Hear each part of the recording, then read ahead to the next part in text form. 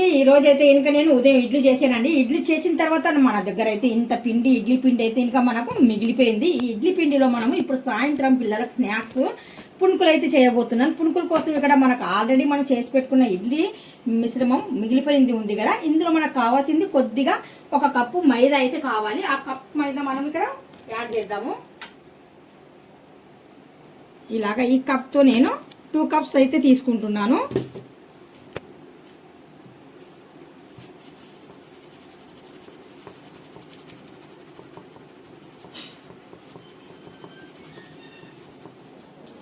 ఇప్పుడు 2 కప్స్ అండి. దీంతో ఈ మాత్రం పిండి అయితే మనకు సరిపోతుంది.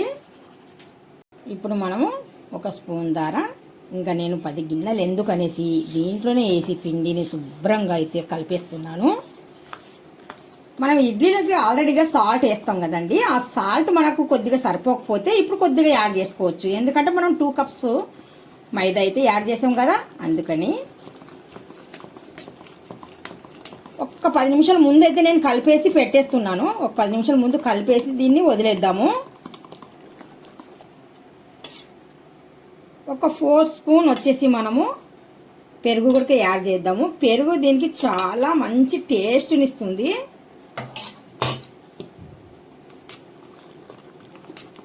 పిండి మరి ఉంటలు లేకుండా బాగా సాఫ్ట్గా వచ్చేలాగా మనము కలిపేద్దాము ఇలాగా.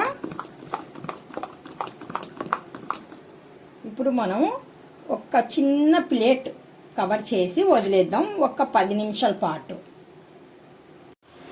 ఇప్పుడైతే ఇంకా మనము పునుకుల్లోకి పచ్చడి ఇంపార్టెంట్ కదా, అందుకనేసి ఇక్కడ నేను పల్లీలు అయితే ఇంకా ఫ్రై చేస్తున్నాను. మనకు సరిపడినట్టుగా పల్లీలు ఫ్రై చేద్దాం.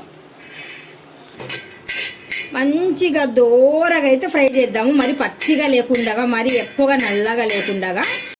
మనకు పల్లీలు బాగా ఈ మాదిరిగా వేగినాక నేనైతే పల్లీలు తీసేస్తున్నాను. మనము ఈ చట్నీలోకి 1 స్పూను నువ్వులు కూడా ఫ్రై చేసి యాడ్ చేసామనుకోండి, చట్నీ ఇంకా సూపర్గా ఉంటుంది. కొద్దిగా చిట్టపట్టలు ఆడుతున్నాయి కదా మనకు, ఈలోపు మనం ఈ నువ్వులని తీసేద్దాం. ఇప్పుడు ఇక్కడ మనము మిర్చి, పుదీనా, కొత్తిమీర ఈ 3 అల్లం ముక్కలు ఇవన్నీ వేసి కొద్దిగా ఒక 2 ఆకులు చింతపండు కూడా వేసి 2 ఆకులు చింతపండు, కొద్దిగా జీరా, ఆయిల్ వేసేసి పచ్చివాసన పోయేంత వరకు బాగా ఫ్రై చేద్దాం.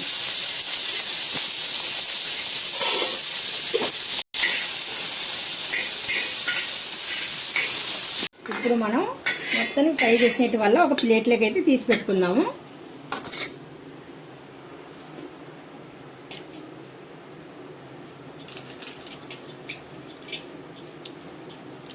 చిటికెడు సోడా, ఇందులో సోడా చాలా ఇంపార్టెంట్.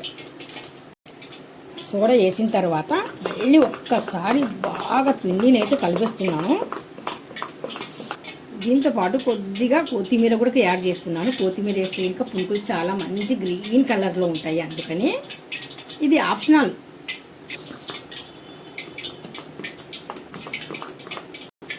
మనం ఫ్రై చేసిన నువ్వులు, మన పచ్చడికి పల్లీలు, కొద్దిగా వేయించిన శనగపప్పు, ఫ్రై చేసి పెట్టిన మొత్తము మిశ్రమాన్ని ఇందులో యాడ్ చేస్తున్నాను. కొద్దిగా సాల్ట్ టేస్ట్ సరిపోయినట్టుగా. ఇప్పుడు మొత్తానికి చట్నీ అయితే రెడీ చేద్దాం. पुनुगुलू उसमें जरा मैदा डालो मामी. डालना बोलती हूँ बिना पूरा डाल को सोलापुरी डालो. स्पॉन्ज अंसर के आते हैं बताना. ఇప్పుడు ఆయిల్ హీట్ ఎక్కిన తర్వాత చిన్న మంట పెట్టేసి ఇప్పుడు మనం కలిసి పెట్టుకున్న పిండితో ఇలాగ చిన్న చిన్న పునుకులు చూస్తున్నారు కదా, చక్కగా మనకు పునుకులు పొంగుతున్నాయి. మనం పిండి కలిపేసి ఒక 10 నిమిషాలు వదిలేసాం కదా, ఇంకా బాగుంది.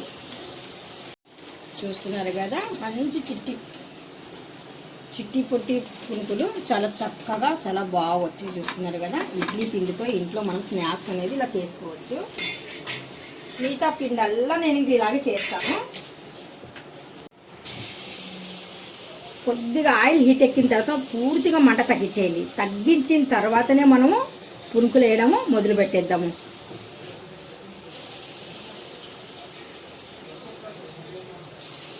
కొద్దిగా పిండి తీసేసుకొని వేసిన వెంటనే మనకు మంచిగా పొంగుతున్నాయి, చూస్తున్నారు కదా. అంత చక్కగా పొంగుతేనే మనకు పునుకులు చాలా చక్కగా ఉంటాయి. మొత్తానికి పునుకులు అన్నీ రెడీ అయిపోయినాయి. ఇప్పుడు చట్నీ తాలింపు వేస్తున్నాను. చట్నీ తాలింపు వచ్చేస్తున్నాము. ఇక్కడ కర్రీ లీఫ్ వేసాము. ఆయిల్ వెయిట్ ఎక్కిన తర్వాత మనం పునుకులు చేసిన ఆయిల్ ఉంది కదా, అది మిగిలితే ఇంకా అందులోనే కొద్దిగా మిగిలిచేసి ఇక్కడ నేను తాలింపు అయితే వేసుకున్నాను. జస్ట్ తాలింపు అయితే ఇంకా నేను పచ్చిశనగపప్పు మీకు కావాలంటే ఇంకా వేయండి. ఇక్కడ మా పిల్లలకి పచ్చిశనగపప్పు అంటే అసలు ఇష్టపడరు, అందుకనేసి నేను ఇక్కడ పచ్చిశనగపప్పు యాడ్ చేయలేదు. ఇప్పుడు తాలింపు అయిన తర్వాత జస్ట్ ఇలాగా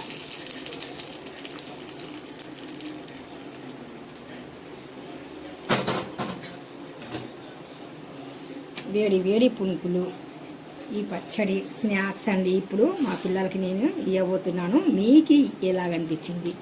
ఇప్పుడు నేను ఒకటి ఓపెన్ చేసి కూడా చూపిస్తాను చూడండి. మీకు చక్కగా మనము స్నాక్స్ అనేది ఇంట్లో ఎంత చక్కగా, నేను అందుకనేసి పిల్లలతో కొద్దిగా టమోటా కచ్చప్ ఉంటే ఇంకా బాగుంటుంది కదా. మనము టమోటా కచ్చప్ కూడా నేను తెప్పించాను, చూస్తున్నారు కదా. చాలా చక్కగా